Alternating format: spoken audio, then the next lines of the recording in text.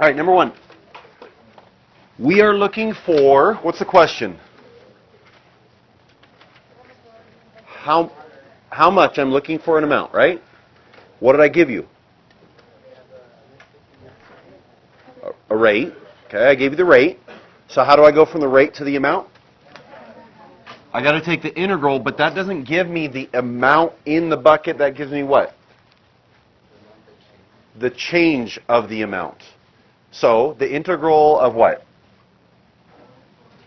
Oh, from 4 to what? We'll write the equation. 4 to t of what? Okay, 4 plus cosine x dx, because the t's are variable. What does that equal? Well, that's not really equal to anything. This is what? What should it be equal to, though?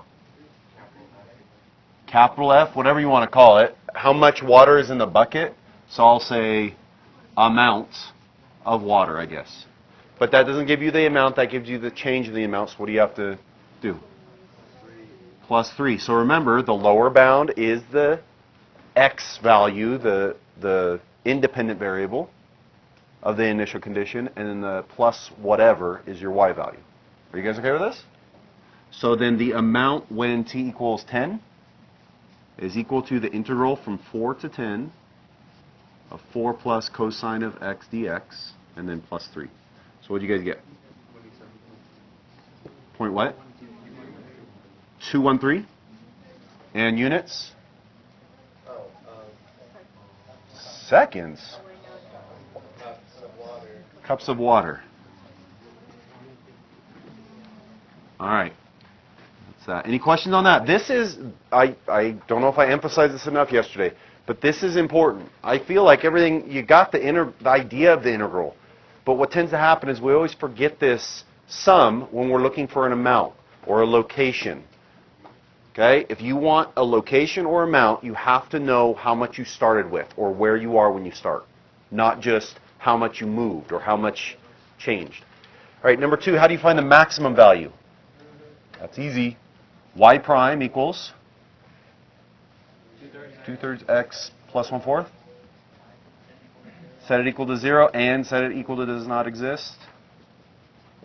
So what is that? That's negative 1/4 equals 2x over 3. So negative 3 equals 8x. So x equals negative 3/8. Is there any other critical points? Yes. Critical points are when x equals negative 2, negative 3/8, and 5. And there is no y prime does not exist. So that's it. You could do the number line. You might want to shy away from it a little bit because we're looking for what? The absolute, not a relative. Okay? But it gives you an idea still. So what is the derivative in between negative 2 and negative 3/8? So like negative 1. Is it negative? Yeah, it's negative. And then here, like 0 would be positive. So what is negative 2? That's a relative max. Relative max.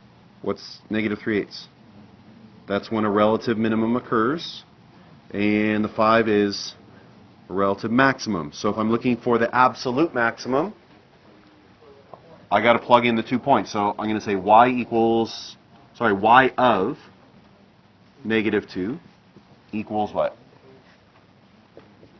1/3 times negative 2 squared plus 1/4 times negative 2. What's that?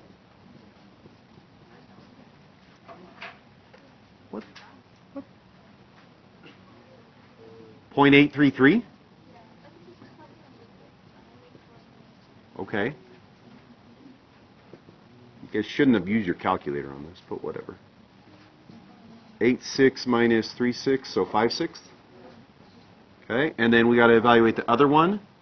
Y of 5 equals 1/3 5 squared plus 1/4 of 5. That's obviously a lot bigger, right? 25 over 3 plus 5 over 4. So that is times by 400 over 12 plus 15 over 12. 115 over 12, which is way bigger. So Our maximum value is 115 over 12. Why did we not have to evaluate y of negative 3/8? Because it's a minimum, so there's no way it could be the maximum. All right, are we good?